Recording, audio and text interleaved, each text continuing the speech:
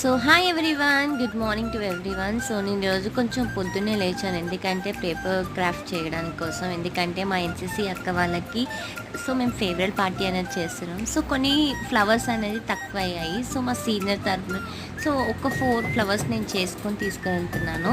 ఎందుకంటే పాపం సీనియర్స్ అక్క వాళ్ళు చాలా కష్టపడ్డారు మొన్నటి నుండి. సో అందుకు నేనే చేశాను, ఓన్లీ 4 ఫ్లవర్సే. సో ఇంకా అలాగా నేను లేవగానే మా మమ్మీకి బ్లాక్ కాఫీ అనేది ప్రిపేర్ చేస్తాను, మీకు ఆల్రెడీ చెప్పిందే.